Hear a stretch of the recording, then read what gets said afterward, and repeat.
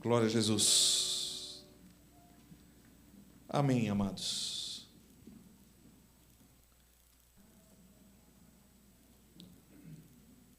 Quantos nos visitam hoje pela primeira vez? Temos alguém aqui no primeiro? Que bom. Qual é o seu nome? Adriana, bem-vinda, Adriana. Deus te abençoe. Sinta-se em casa, em família. Tá bom? Mais alguém? Primeira vez? Os demais? Todos são bem-vindos.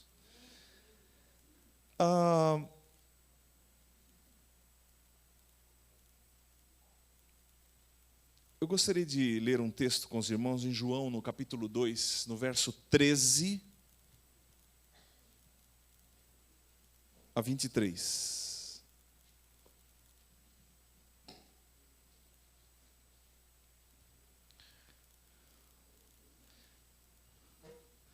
Eu vou ler com vocês, depois vão passar um pedaço desse vídeo, um vídeo baseado no livro de João. No vídeo dá para a gente ter uma ideia, às vezes a gente lendo, às vezes a gente dá ênfase conforme o nosso interesse. Num vídeo, às vezes, existem outras ênfases, né, que nos ajudam a enxergar um pouco. Mas vamos ler primeiro João, capítulo 2, no verso 13, que diz assim: E estava próxima a Páscoa dos judeus, e Jesus subiu a Jerusalém. E achou no templo os que vendiam bois e ovelhas e pombos e os cambiadores assentados. E tendo feito um azorrague de cordéis, um chicote de cordas, lançou todos fora do templo, também os bois e ovelhas, e espalhou o dinheiro dos cambiadores e derribou as mesas. E disse aos que vendiam pombos: Tirai daqui estes, e não façais da casa de meu pai casa de venda. E os seus discípulos lembraram-se do que está escrito: O zelo da tua casa me devorará. Responderam, pois, os judeus e disseram-lhe: Que sinal nos mostras para fazeres isto? Jesus respondeu e disse-lhes: Derribai este templo, e em 3 dias o levantarei. Disseram, pois, os judeus: Em 46 anos foi edificado este templo, e tu o levantarás em 3 dias? Mas ele falava do templo do seu corpo. Quando, pois, ressuscitou dentre os mortos, os seus discípulos lembraram-se de que lhes dissera isto, e creram na Escritura e na palavra que Jesus tinha dito. Feche os teus olhos por um instante, mais uma vez. Pai amado, entregamos-te esse momento para que o Senhor tenha a liberdade de alcançar nossos corações, nossas mentes, nossa alma, nosso espírito. Que a Tua palavra tenha caminho livre, Senhor, para operar as transformações necessárias. E ao sairmos daqui, saímos diferentes, por causa do que o Senhor já tem feito e há de fazer em nossos corações. Que nada, Senhor, seja humano aqui, Senhor, a não ser a Tua unção do Teu Espírito seja manifestada para os nossos corações, abrindo nosso entendimento, nossos ouvidos, nossos corações, e nada venha roubar a Tua semente em nossos corações, em nome de Jesus. Amém, Senhor. Amém. Vamos ver esse pedaço do vídeo? O som está aí? Nós vamos ver esse é um filme com base no livro de João. Logo depois da... O Império Romano controlava Jerusalém. Embora a crucificação fosse o método preferido de punição dos romanos. Logo após 11h30 ali embaixo. 11. Isso, pode deixar. Pode apagar essa luz? A Páscoa dos judeus estava próxima. Preste bem atenção. E Jesus foi para Jerusalém.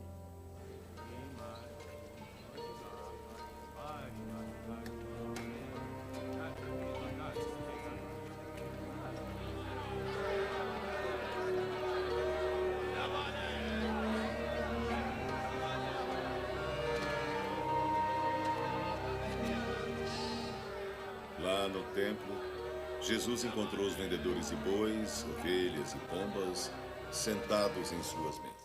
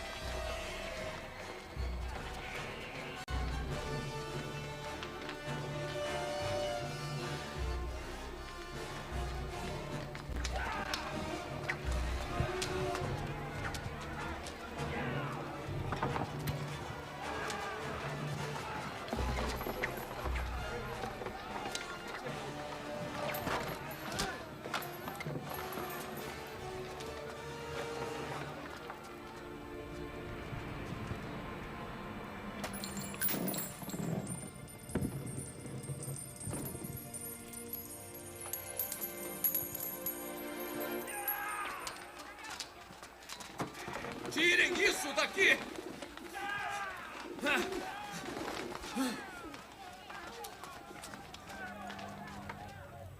Parem de transformar a casa do meu pai num mercado.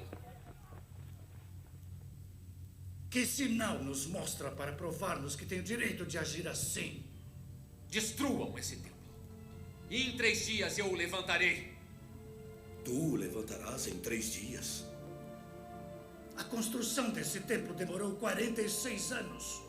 Mas o templo de que Jesus falava era o seu corpo.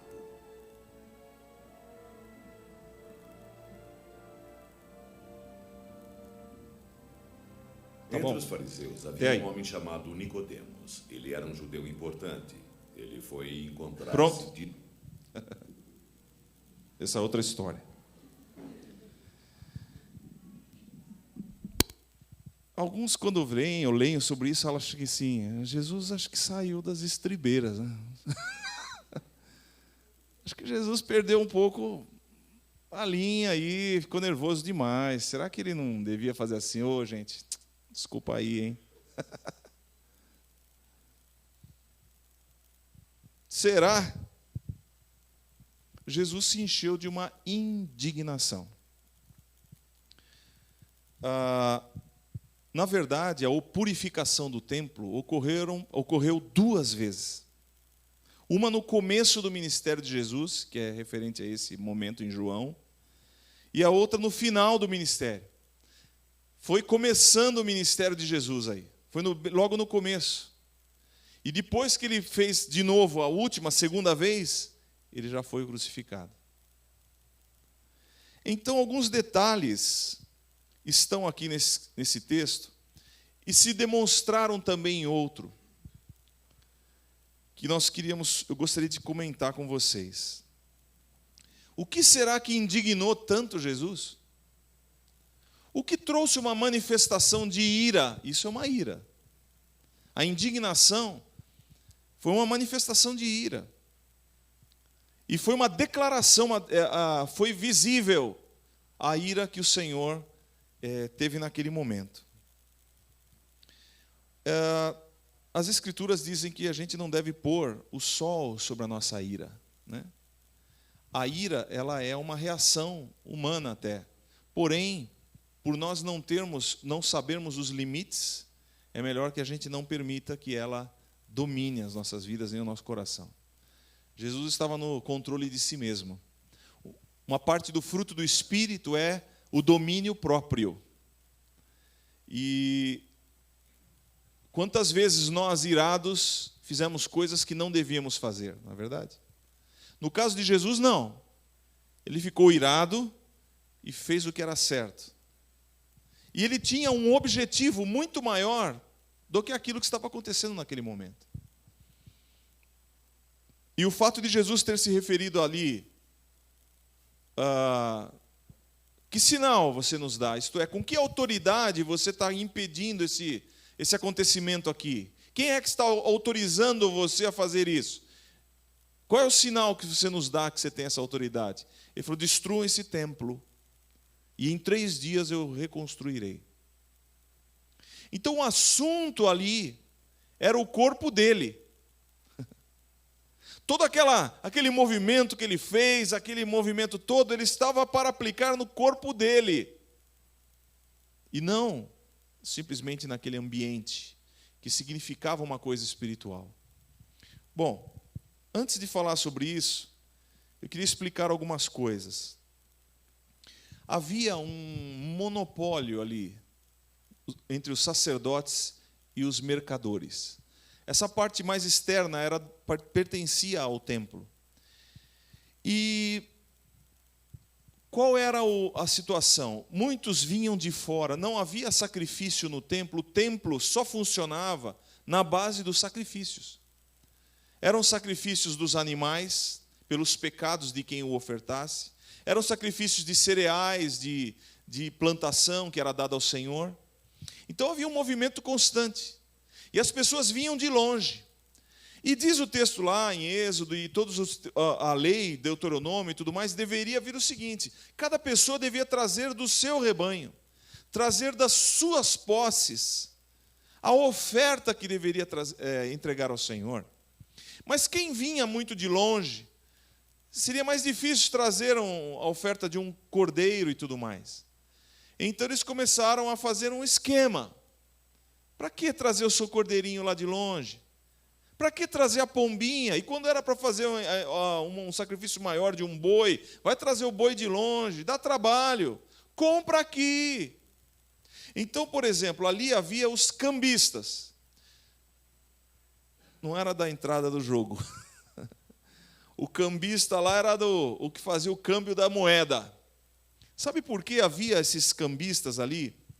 Porque os líderes religiosos daquele tempo haviam decretado que somente o dinheiro do templo era aceito por Deus. O dinheiro judaico. Então, para fazer a troca, como acontece, cobra-se uma taxa. Então, certamente eles davam uma inflacionada na taxa, porque eles pegavam para si, e para estar ali tinha que ter autorização das autoridades judaicas, dos doutores da lei e de quem eram os sacerdotes, daria-se a parte daquela troca de dinheiro para os sacerdotes. Havia um lucro extra naquela transação. Então essa taxa de troca ia uma parte para os chefes dos sacerdotes, e ia para quem estava lá fazendo o câmbio. O imposto do templo deveria ser pago, por exemplo, na moeda local e não na romana. Então eles diziam assim: a moeda romana tem marcas, tem sinais contra a lei de Deus, porque tinha a imagem do imperador. Então, se tem uma imagem, não pode ter, porque a lei dizia que não era para fazer nenhuma imagem. Então as moedas não podiam ser marcadas com a imagem de alguém. Tem sinais aqui. Tinha os símbolos do Império Romano, não aceitamos isso. Então esse dinheiro é maldito, então nós temos que pagar. Havia um imposto que se pagava anualmente para o templo. Então esse imposto era, por exemplo, era a quantia no dinheiro judaico, meio ciclo por pessoa. Ou no dinheiro romano, 2 dracmas. O que é 2 dracmas? 2 dias de salário mínimo. Quanto que é o sindicato mesmo, que paga anualmente? Não é um dia de trabalho? Então, o judeu era 2. Mas era um imposto para o templo. Então veja só, os sacerdotes ganhavam no imposto que todo mundo tinha que pagar. Se era judeu, tinha que pagar o imposto. Lembra-se daquela ocasião em que cobraram o imposto de Pedro? Jesus estava dentro de uma determinada casa, algum lugar, o Pedro passou e falou: escuta, teu mestre lá não paga o imposto, não? Paga, claro que paga. Deu uma cobrada nele, ficou bravo. O Pedro entrou na casa, aí Jesus perguntou assim: Pedro, quem deveria pagar o imposto aí? Os estrangeiros ou os filhos? Aí o Pedro falou assim: os estrangeiros, né? Então a gente estaria livre, né? A gente não precisaria pagar, né? Nós somos os filhos do rei, os filhos de Deus. Mas para que eles não se escandalizem, vai e lança um anzol no mar. O primeiro peixe que você pegar, vai ter uma moeda, você paga por mim e por você. O Pedro encontrou um estáter. Um estáter eram 4 dracmas. Dava para Jesus e o imposto do Pedro. E Pedro fez isso. E pagou para ele e pagou para Jesus. Um grande sinal de controle. E mais, um grande exemplo de Jesus, que mesmo sendo Deus, submeteu-se às regras do seu local. Jesus, sendo Deus, submeteu-se às regras e às leis do seu tempo. Pagou, para não escandalizar, pagou o imposto, sendo que ele não precisava pagar. Ele era o dono de tudo. Tudo existia por meio dele, sem ele nada do que foi feito se fez. Mas ele pagou, porque ele se submete às regras que ele mesmo apoia. Isso é um sinal, isso é um princípio. Não vamos falar sobre isso agora. Mas o imposto era pago. Os vendedores de animais, sabe o que acontecia naquele tempo, segundo os historiadores?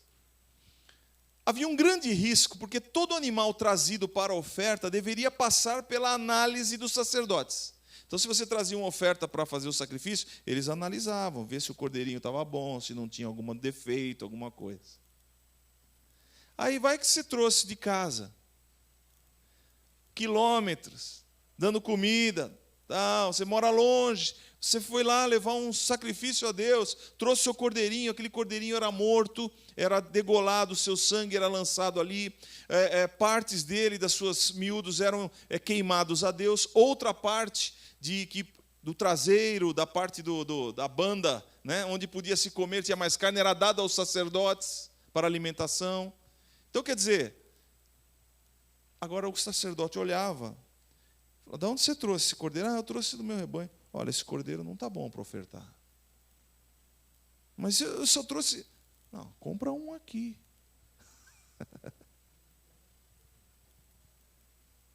Então as pessoas, ao invés de trazer de casa, falam assim, eu vou comprar lá, porque chegar lá, não aprova o meu... Ah, você comprou aqui? Está aprovado. Está aprovado. Por quê? Tem uma graninha sobrando para o sacerdote. Essa coisa é velha, irmãos. Que problema. Então os vendedores de animais estavam ali por causa disso. Obtinham lucro da entrega, da adoração, porque aquele sacrifício do povo deveria ser adoração, deveria ser um momento de entendimento de que os meus pecados estão sendo perdoados por um inocente. Como eu não vou morrer, porque Deus não vai cobrar de mim, Ele aceita que eu dê um sacrifício. Se eu sou pobre, eu vou dar uma pombinha. Se eu sou, dependendo do assunto que eu estou levando a Deus, eu dou um pouco da plantação, um cereal. Mas se é pecado, é normal, é aquilo que eu faço para minha família, entrego um cordeiro, uma ovelha. Mas eu deveria estar fazendo isso com a sensação de que o Senhor está me perdoando. O ritual do sacerdócio era assim. Põe a mão sobre o cordeiro, ele punha a mão sobre o cordeiro e ele orava e dizia, agora os seus pecados estão passados para esse animal que vai morrer no seu lugar. Então era isso que deveria estar sendo exaltado naquele momento. Mas os sacerdotes estavam interessados no dinheiro, no lucro do sistema. Então, quando Jesus entrou ali e viu os mercadores, ele ficou bravo. Está fora, está totalmente fora do esquema isso aí. Se tivesse que comprar um animal, compra fora, por que aqui no templo? Isso desvirtua a verdadeira intenção de Deus. Em outro texto diz, vocês estão fazendo da casa do meu pai um covil de salteadores, um esconderijo de ladrões. Porque num lugar onde se quer o lucro, se quer tirar lucro, quer tirar o lucro dos outros, quer tirar coisas para satisfação da avareza, é um lugar de ladrões. E um lugar que deveria ser de transformação, era um lugar de esconderijo de ladrões. Olha que coisa terrível. E aqui, irmãos, os mercadores, vocês estão fazendo aqui no texto de João, ele fala, vocês estão fazendo um mercado aqui, a casa de venda. Engraçado, irmãos. Mercadores, a palavra mercadores no hebraico é kenanaim.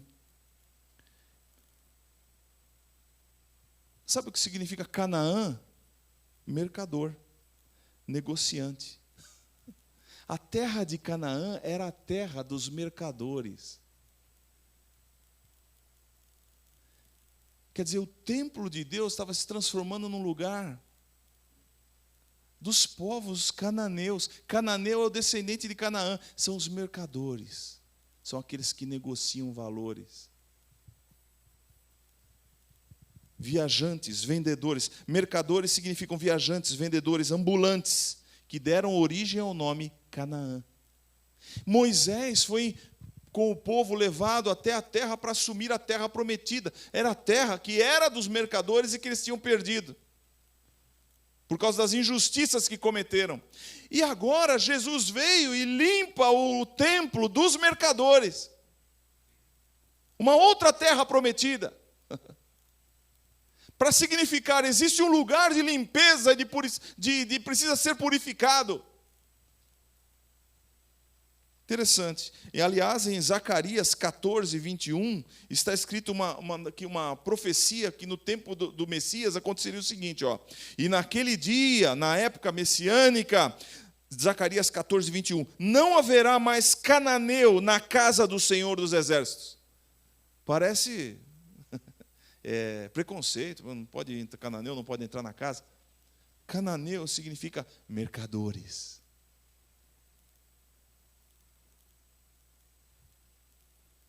Isso tem a ver com mercenário. O mercenário é alguém interessado em dinheiro, interessado no lucro de fazer alguma coisa. Tem um mercenário mais comum a gente ouvir, o mercenário de um exército, uma guerrilha. Se me pagar milhões, eu batalho do seu lado. Se o outro pagar mais, eu batalho do lado dele. O que você quer? Eu sou contratado. Eu não tenho ideologia. O mercenário é assim também. Tanto que Jesus falou assim que o mercenário, lá em João 10, 12, 13, que não é pastor, de quem não são as ovelhas, isto é, que não tem vínculo nem compromisso com aquilo que faz, vê vir o lobo, deixa as ovelhas e foge. O lobo as arrebata e dispersa as ovelhas. Ora, o mercenário foge porque é mercenário. A questão é ser. Não tem cuidado de ovelhas. E o engraçado, irmãos, é que uma profecia que veio contra Tiro, lá em Ezequiel 27, houve uma condenação na cidade de Tiro. E depois, no 28, vem a palavra para o rei de Tiro, que é Satanás, é figura de Satanás. Lá em Ezequiel 28 é uma das descrições de Satanás. Mas no 27 é uma profecia que vem para o reino de Tiro e para a cidade. E a profecia que vem para a cidade, dá a entender figuradamente que é o reino de Satanás, existe uma declaração ali que eles faziam muitos negócios, eles comercializavam muito. Ezequiel 27, no verso 13, está assim: Javã, Tubal, Meseque, fizeram comércio com você, Tiro. Trocaram escravos e utensílios de bronze pelos seus bens. Então havia comércio de homens e de almas, em outro texto está escrito. Isso é uma característica de Satanás. Satanás é mercenário. Ele negocia vidas. E vidas que estão debaixo do seu governo são negociadas. E é preciso valores para esse tipo de negócio. Irmãos, não é à toa que Jesus ficou bravo ali. Porque o templo, que era o lugar onde deveria haver libertação, era um lugar onde havia mercado. Era uma terra semelhante a que Josué entrou e tinha que limpar, expulsar todos os cananitas.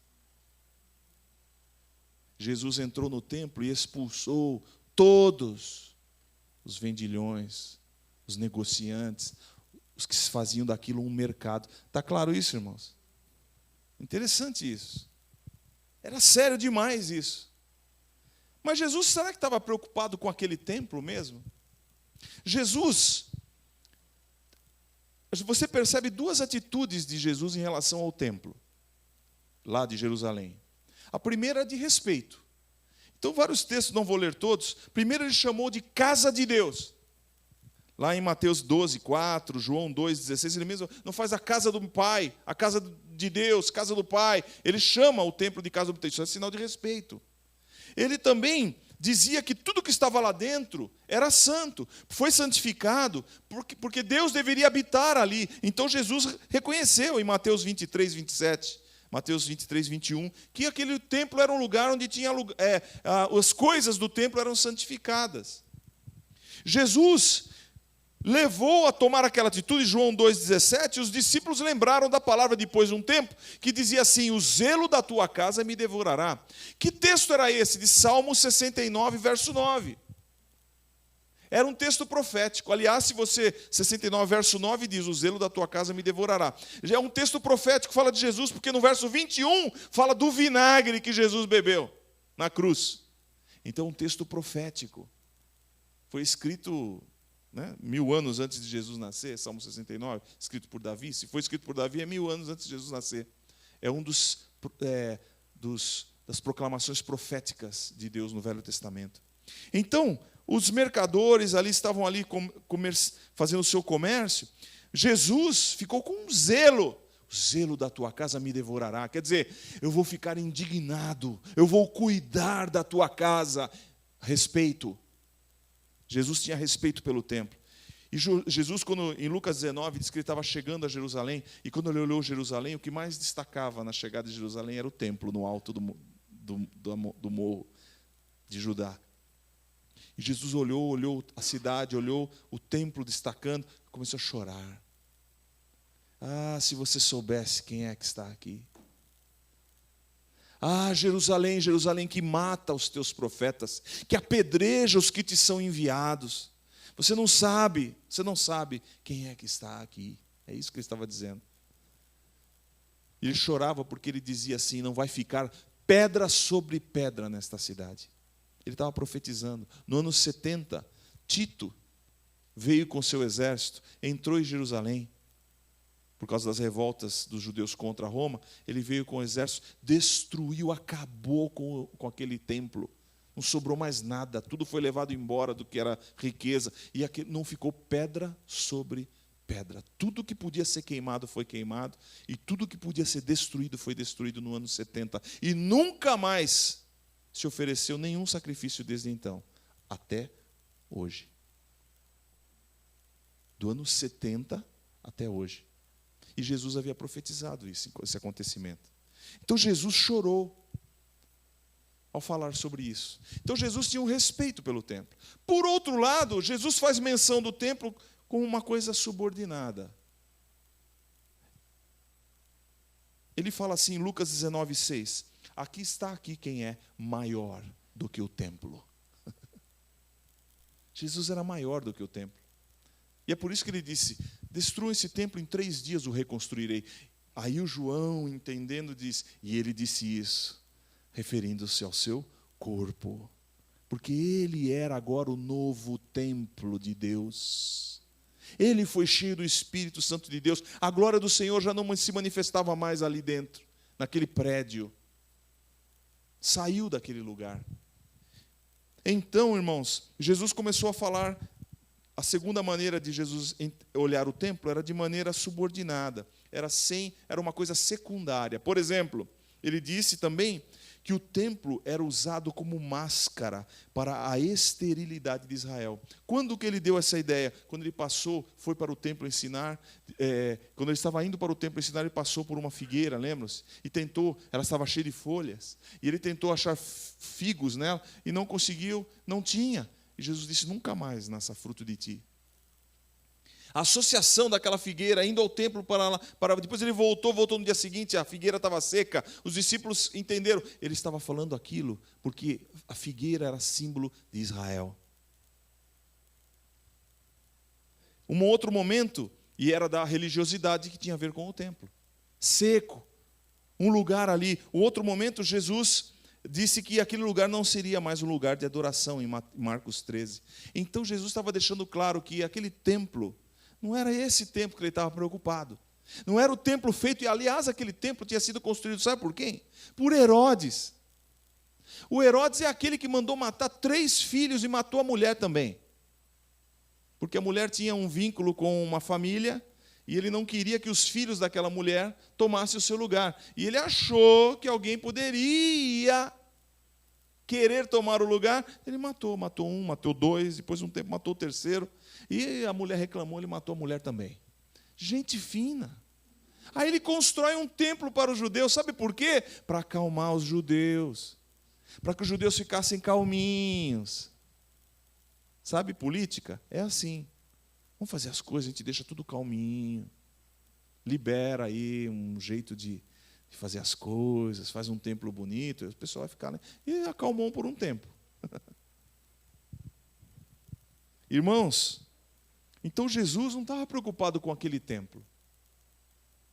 Ele estava dizendo que é o templo do corpo dele. Então, em Marcos, no capítulo 14, verso 57, está uma acusação contra ele por causa disso. Em Marcos 14, quando prenderam Jesus e levaram Jesus perante os líderes do Sinédrio, primeira coisa que falaram lá, uma das coisas para acusá-lo, para prendê-lo, para terem motivo, disseram assim, ele disse que ele, se derrubasse o templo, em 3 dias ele reconstruiria. Sabe por que eles acusaram Jesus de ter dito aquilo? Porque falar que destruiria o templo, que era algo divino, era uma blasfêmia.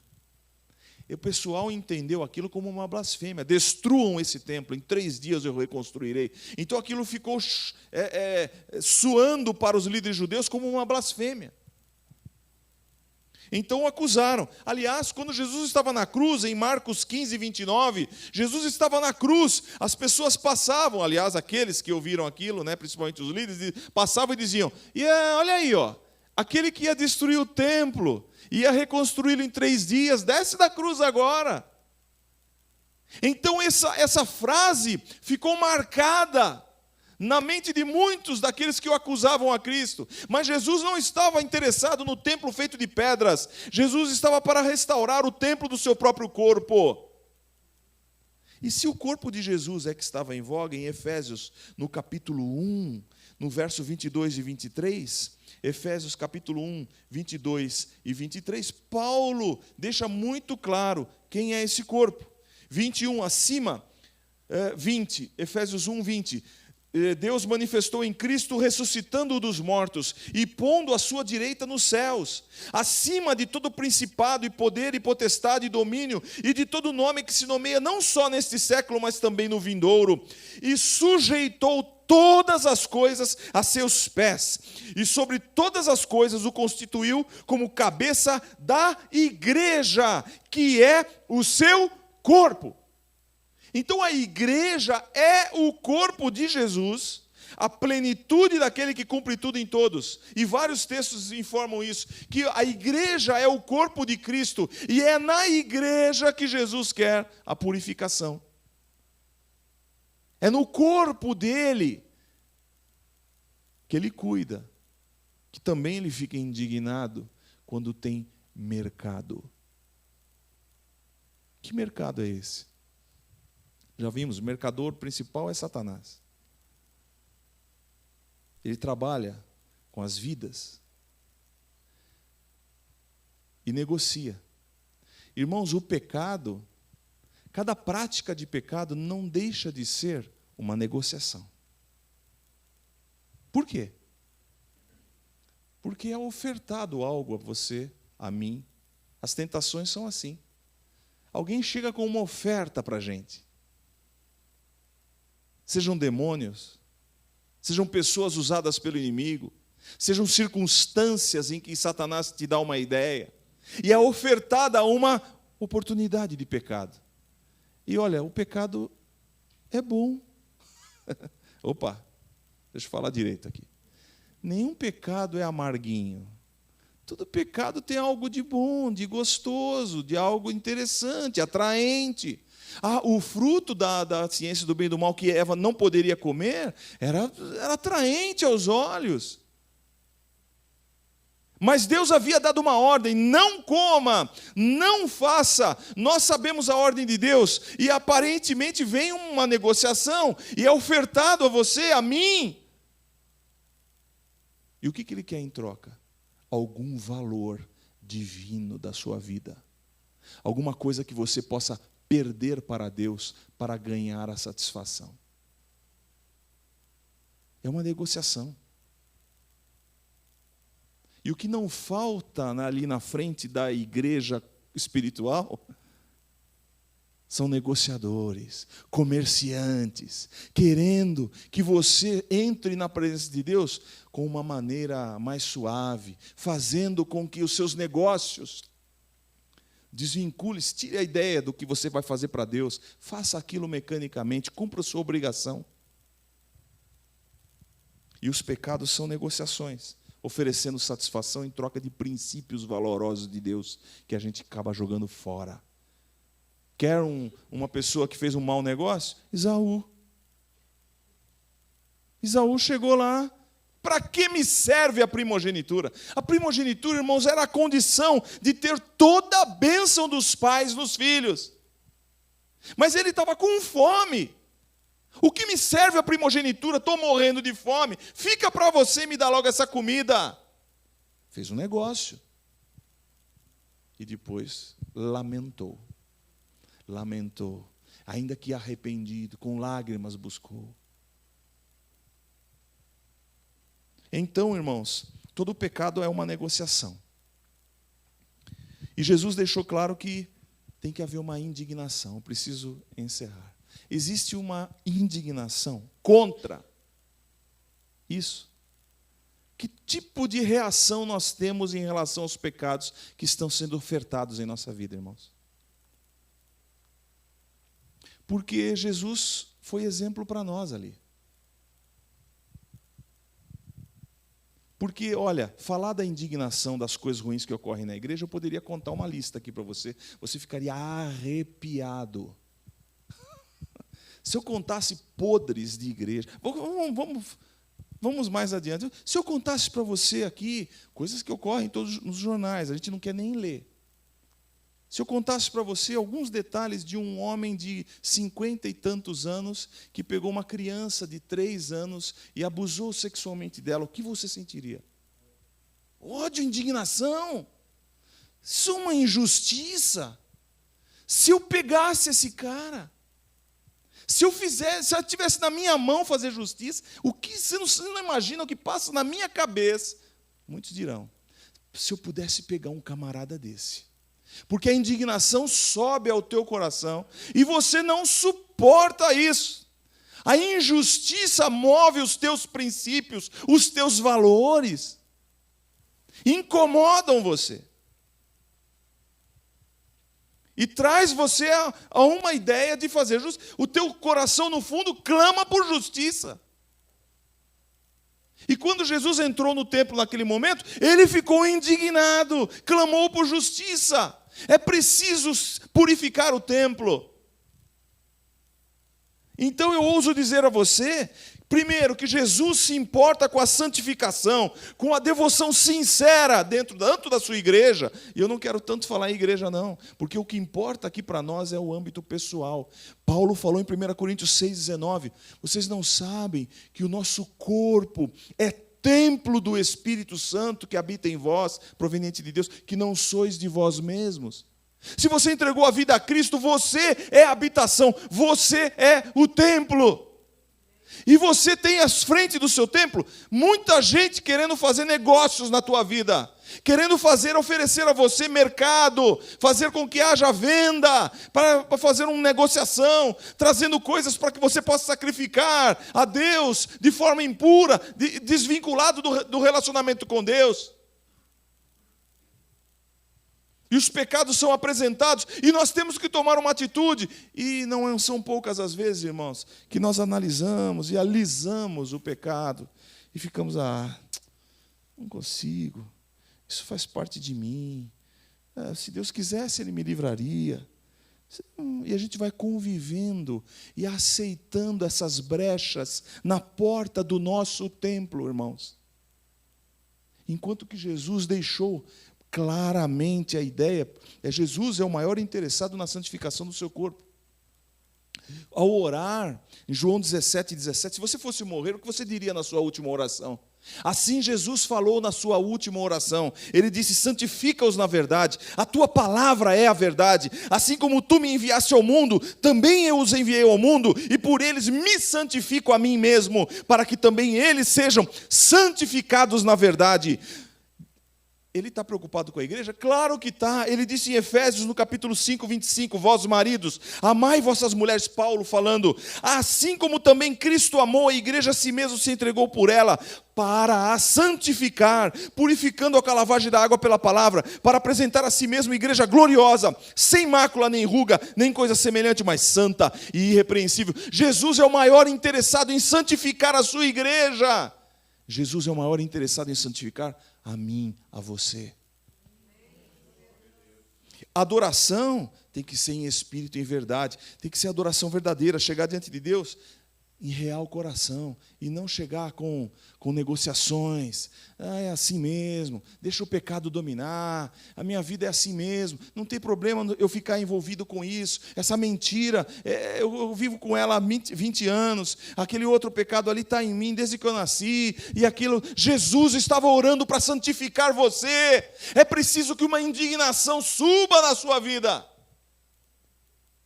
Não pode ser aceito como se fosse uma coisa normal.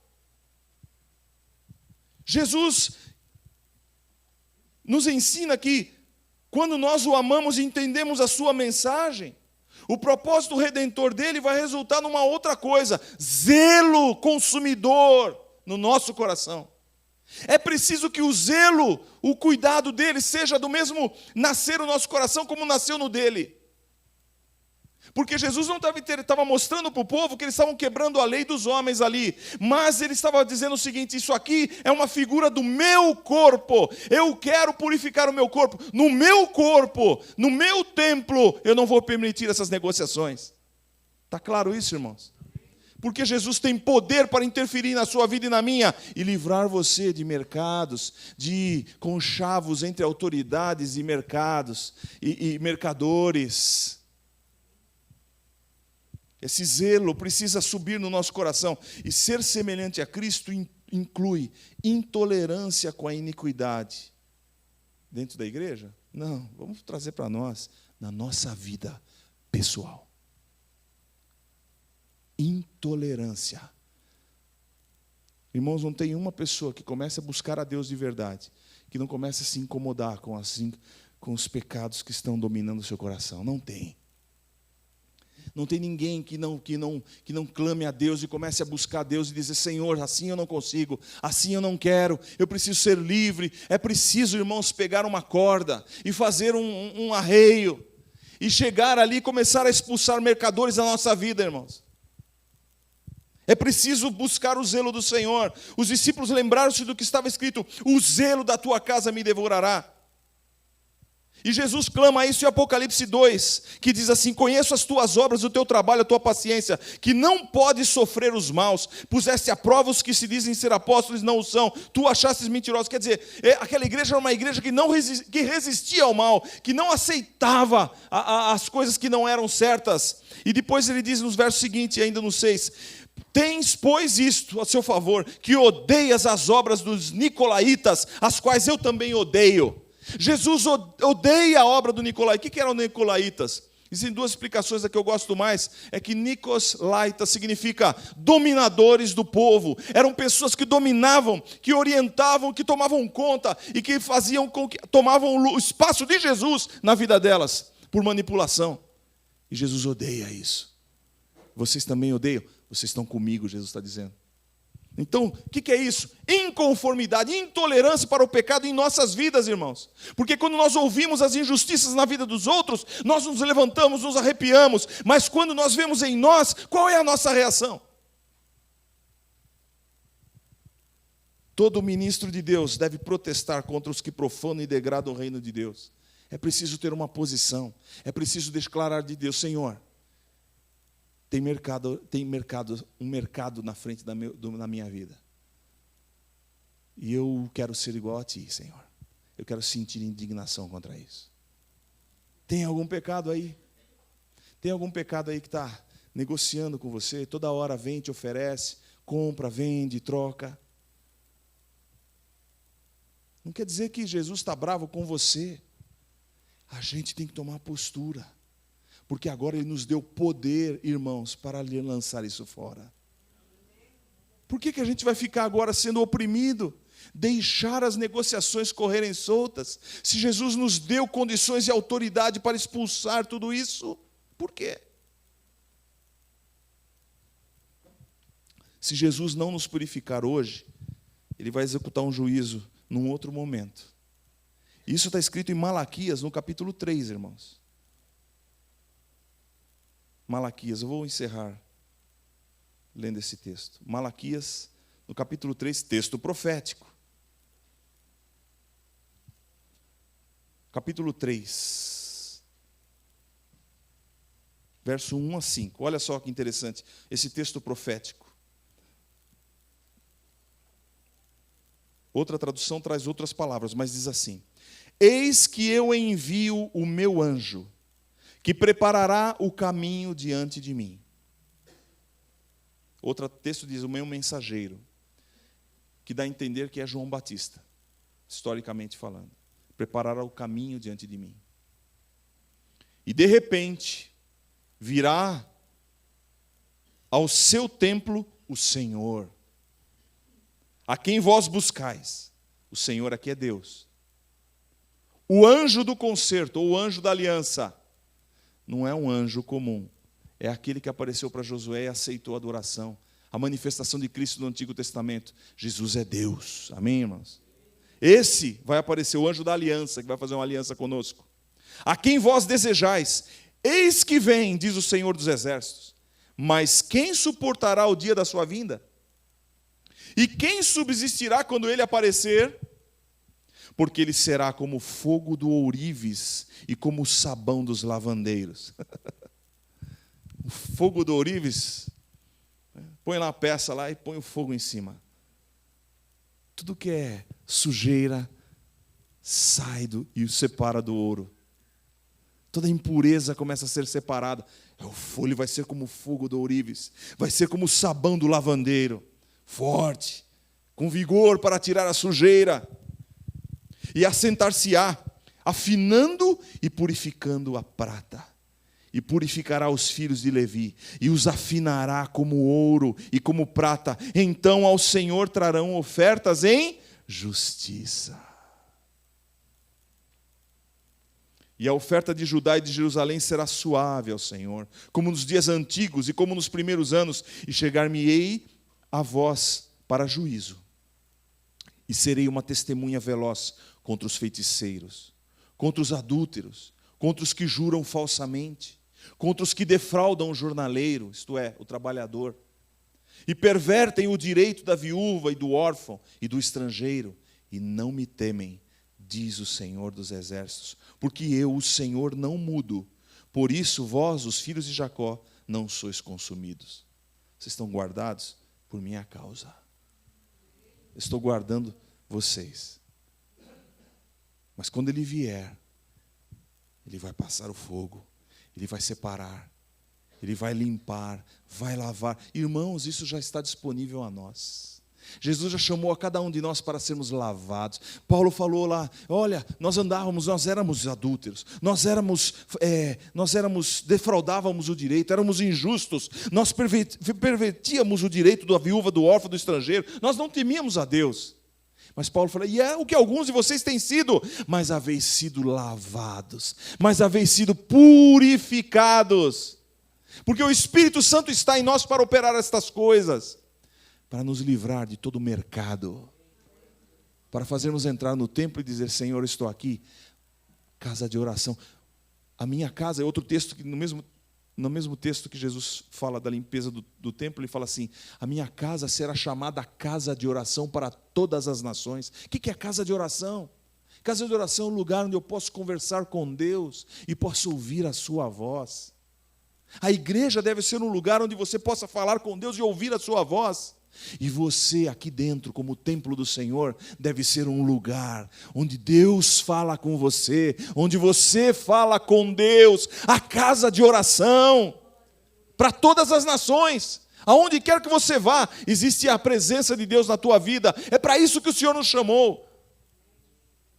E para que isso aconteça, Ele deixou uma ordem para a sua igreja, naquela parábola dos talentos, Ele disse para disse para aqueles que Ele deixou os talentos, negociai até que eu venha. Quem tem autoridade de fazer negócio agora não é Satanás, não são os demônios, eles vão usar no que puderem. Mas quem tem a autoridade de Jesus para fazer bons negócios é a igreja. E aquela mulher de Provérbios 31, ela tinha autoridade para, em nome do marido, sair e escolher uma boa pedaço de terra e ir lá e negociar com o dono e dizer: eu quero essa terra porque eu quero plantar aí uma vinha. A vinha é figura da igreja. Essa mulher é a igreja. Ela quer vidas para Cristo, quer vidas para o seu esposo, para o seu marido. Vamos ficar de pé, irmãos.